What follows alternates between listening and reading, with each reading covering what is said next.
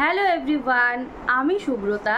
আমার নতুন একটি ভিডিওতে সবাইকে অনেক স্বাগত আর অনেক অনেক ভালোবাসা। সবাই কেমন আছো? আশা করছি সবাই খুব ভালো আছো আর আমিও বেশ ভালো আছি। তো সকালবেলা চা খাওয়া হয়ে গেছে। চা খেয়ে এখন ঘরে চলে এসেছি।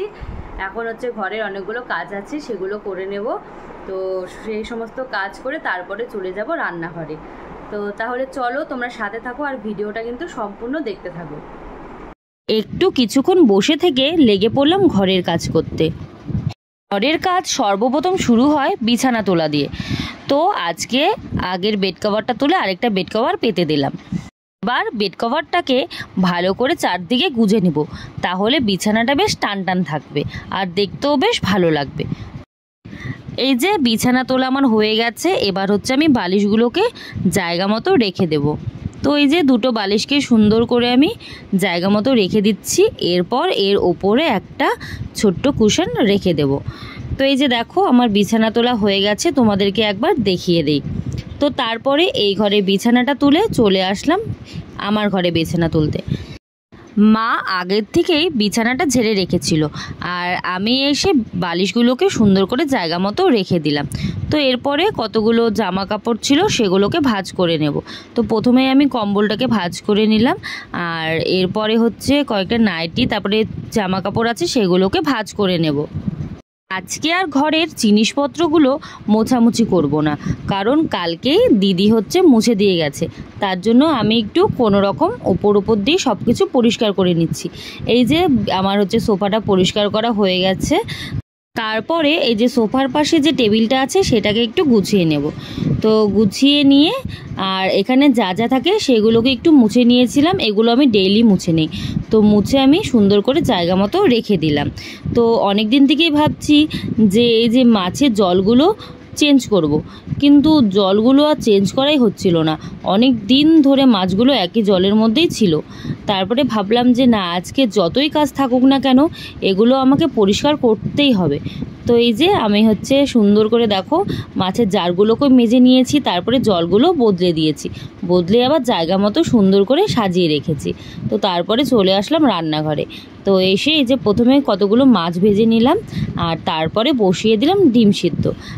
আজকে দু রকমের মাছ এনেছিল। তো সরপুঁটি মাছ আর এনেছিল ইলিশ মাছ। আর তো সরপুঁটি মাছটা তো ওখানে ভাজা হয়ে গেছে। এবার আমি চলে আসলাম কচুটাকে মেশিনের মধ্যে কুড়িয়ে নিতে। তো আমি যখনই যে এরকম করে কচুবুটি করি না কেন, তো মেশিনের সাহায্যে এটাকে কুড়িয়ে নিই। আর দাউ দিয়ে কেটে করলে না অত ঝিরিঝিরিও হয় না আর অত খেতে টেস্টও হয় না। তো এই যে আমি এখানে কচুটাকে কুড়িয়ে নিচ্ছি আর পিষে ওদিকে সরপুঁটি মাছের যে ঝোল সেটাকে বসিয়ে দিয়েছিল।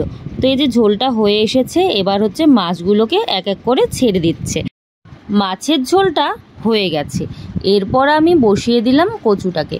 তো কচুটাকে আমরা একদম সিম্পলভাবেই করি, সেটা কালো জিরে, শুকনো লঙ্কা আর তেজপাতা সম্বারি দিই আর তারপরে দিয়ে দিই কাঁচা লঙ্কা, ব্যাস। তারপর একটু ভাজা ভাজা করে নামিয়ে নিই। তো এই যে আমাদের কচু বটিটাও হয়ে গেছে। রান্না তো শেষ, এবার চলে আসলাম গ্যাস মুছতে। তো সরপুঁটি মাছের ঝোল আর ইলিশ মাছের ঝোলটা পিসি করেছিল আর আমি শুধু কচুটাকে করে নিলাম।